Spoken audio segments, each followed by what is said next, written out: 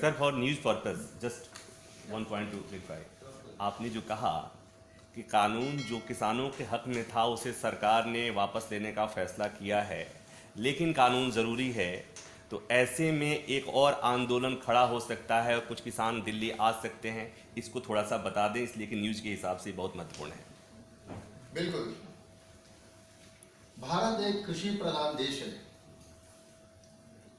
आप में से कोई बता सकता है भारत की कृषि नीति क्या है? एक कृषि प्रधान देश को कृषि नीति ही नहीं है। तो हम ये चाहते हैं कि देश की कृषि नीति बने और वो लिबरल हो, किसानों को मंडी की आज़ादी हो, किसानों को तकनीक की आज़ादी हो। हमारा देश 65 के दरमियान 1965 के दौरान भूख से मर रहा था। आज इतना सरप्लस क्यों है? हमने हाइब्रिडाइजेशन का टेक्नोलॉजी लाया, स्वामीनाथन जी के नेतृत्व में ये सब हुआ, तब हम आज पेट भर के खा रहे हैं, इतना कि हंसड़ रहे हैं। ये क्यों हुआ? तकनीक की वजह से। हमें तकनीक की आज़ादी दो, हमें मंडी की आज़ादी दो। सरकार ने बस कुछ नहीं करना चाहिए। No, we don't want any subsidies. हमारी सबसे पहली घोषणा शेतकरी संघटना की ये रही है, भीक नको, सूट सबसिडीचे नाही काम, भीक नको घेऊ घामाचे दाम। हमें सूट सब्सिडी नहीं चाहिए, बस हमारे पसीने के दाम हमें मिलने दो। आप लेने की जरूरत नहीं है। हम ले सकते हैं, बिल्कुल ले सकते हैं। मेरा सवाल था कि क्या कोई आंदोलन खड़ा होगा? हाँ, तो अभी तो हम शांत रहे थे, जो लोग विरोध कर रहे थे उनका क्या होता है देख लेते हैं। अगर हम भी उसी टाइम रोड पे आ जाते थे तो किसान के खिलाफ किसान ये चित्र होता और मीडिया के लिए बहुत ही अच्छा मसला हो जाता। तो वो नहीं करना था हमें, लेकिन अब कानून वापस ले गए हैं और ये बात अगर अभी रिपील हुआ है तो मुझे नहीं लगता कि अगले कई सालों में कोई भी नई सरकार बनेगी तो ये रिफॉर्म फिर से लाने की हिम्मत करेगी, क्योंकि उनका वोटर बैंक उसमें से खराब हो जाता है, उनकी सत्ता जा सकती है। सभी पार्टियों को बार बार चुन के आने के लिए यही व्यवस्था रखने को मजबूर हो जाएंगे। वो चाहते भी हो, पॉलिटिकल विल का फिर सवाल आ जाता है कि चाहते वो तो नहीं कर सकेंगे, क्योंकि ये फिर से ये लोग आ जाएंगे और कानून को पीछे लेना पड़ेगा। तो अब रिफॉर्म्स की डिमांड के लिए हम पूरे देश में घूमेंगे, 2-3 महीने लेंगे इसके लिए। पूरा देश का मैं पूरा दौरा करूंगा और पूरे देश में जो किसान चाहते हैं कि उनको आज़ादी मिले, उन सब को लेके हम दिल्ली आ जाएंगे। नॉर्थ ईस्ट से लेकर तमिलनाडु तक, गुजरात से लेकर कश्मीर तक के किसानों को हम ये समझाएंगे कि आपका हित किस में है, आपको किस तरह के रिफॉर्म चाहिए, कैसा कानून हो। ये जो कानून बने थे ये पूरी तरह अच्छे नहीं थे, कैसे ये सुलझाया जा सकता है, हम उनको समझाएंगे और समझा बुझा के यहाँ लाएंगे, ना कि झूठ मूठ कुछ बोल के और चलो आपको लाल किला दिखाते और राम मंदिर दिखाते, ऐसा बोल के नहीं लाएंगे। हम उनको समझा के 1 लाख कम से कम किसान हम दिल्ली में लाएंगे और वहाँ पे हम हमारी बात रखेंगे और फिर देखते हैं अगर सरकार को फिर से चुन के आना है तो हमारे में वोट का भी उन्होंने विचार करना चाहिए। Conversations with various stakeholders. I'll answer this question in 3 points. First one is that we should look at the side effects of MSP. The farmers of Punjab are repeatedly growing only wheat and rice, and the water table of Punjab has gone into the red zone, considering the worldwide water table level. Its depleting rate is very high. Maybe in a decade, rely on wheat and rice.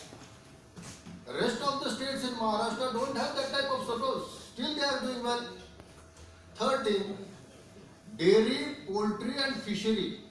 They don't have any MSP support, but they are the fastest growing sector in agriculture in India. So does really MSP work? That's the question. MSP is not the answer. They have to diversify. And we are wasting so much of money on MSP.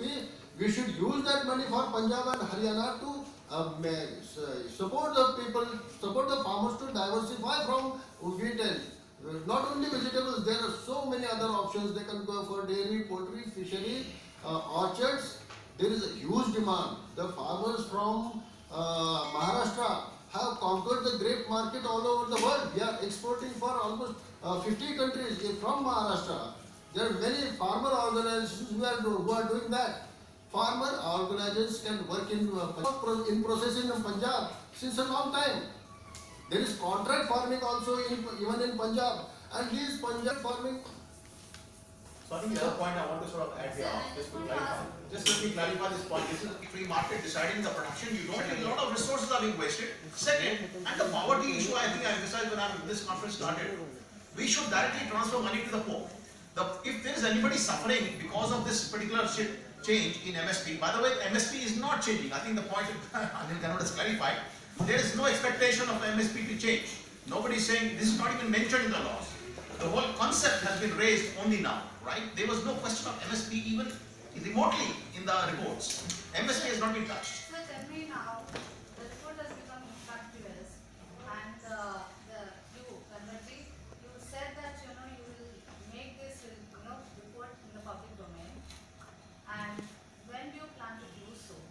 And are you planning to write again to Chief Justice to requesting him to release the report? This is the letter we are posting today. Okay. You will get a copy of this. Yeah. We are again requesting the Honorable Supreme Court to consider this matter, to list that issue, list that PIL for hearing, and when it is listed for hearing, then this report will be made public. Suppose We have to wait for some time, and even if then Supreme Court is not going to make it public, then we will have to think over it, whether it's a contempt of court or what, and maybe we have to dare for that and go for making it public. My second question is, whether the panel studied MSP aspect, because the panel was constituted to study 3 laws, and the farmers' demand was to consider MSP also, to make it a legal guarantee. Whether the panel studied this aspect, Yes. because you said that this report should also be studied by another committee which is going to be set up, which will study on MSP. We have studied this in detail, and we have a separate chapter for MSP in our report. Complete detail, what can be the option, how it can be done, what we are losing, what all we are going to get, everything is in detail in our report. Sir, आपने जो बातें अभी बताई farm law के बारे में, definitely वो आपकी रिपोर्ट में होंगी, राइट? तो क्या हम ये मान लें कि आपकी रिपोर्ट में ये बातें थीं, उधर आंदोलन चल रहा था, आंदोलन चल रहा है, किसान आक्रोशित थे, और जजेज ने उसे देखा होगा और कहा कि अगर इस समय, इस पॉइंट ऑफ टाइम में इस रिपोर्ट पर हम सुप्रीम कोर्ट में चर्चा करते हैं और वहाँ ये कहते हैं कि supreme court appointed committee is saying the farm law is quite well, no problem, nothing, इसको होना चाहिए, और शायद उसका जो असर हो, उसका जो प्रतिक्रिया हो, वो उस तरह अच्छी नहीं हो, इसलिए कोर्ट ने उसे, अमूमन कोर्ट ऐसा करता है कि ऐसी तरह की रिपोर्ट्स को लंबे समय तक, ये भी हो सकता है कि आप मानते हैं वजह? ऐसा हुआ होगा, लेकिन मैं तो ये कहूँगा कि जो बात सरकार नहीं कर सकी कि इन कानूनों में अच्छा क्या है, किसानों को फायदा क्या है इन कानूनों से, तो सरकार कुछ डिलीवरी, तो वो तो पंतप्रधान जी ने खुद एडमिट कर लिया कि हम इसमें असफल रहे।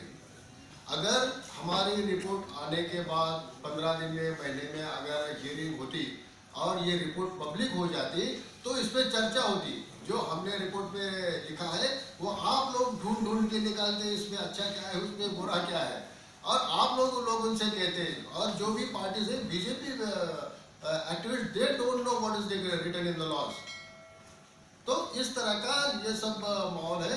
वो रिपोर्ट अगर उसी टाइम पब्लिक हो जाती तो शायद ये मसला सुलझ गया होता, जो मिसलीडिंग की वजह से, मिस इन्फॉर्मेशन की वजह से जो किसान वहाँ पे बैठे थे वो कहते कि अरे ये तो सब झूठ है, चलो घर में ही आ गया, ये तो बदलना चाहिए कानून। ये इस तरह का माहौल तैयार हो जाता था। दुर्भाग्य से वो नहीं हुआ, और भी हम उम्मीद करते।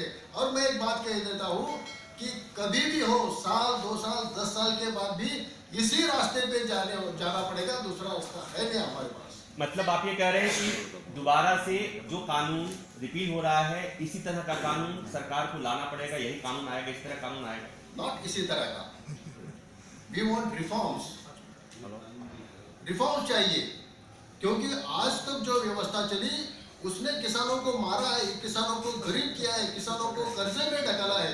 जब भी किसान को 2 पैसे मिलने की उम्मीद तैयार हो जाते, आप दाम गिरा देते, वो कैसा कर्जा चुकाएगा? सरकार ने किसानों को कर्जे में डाला है।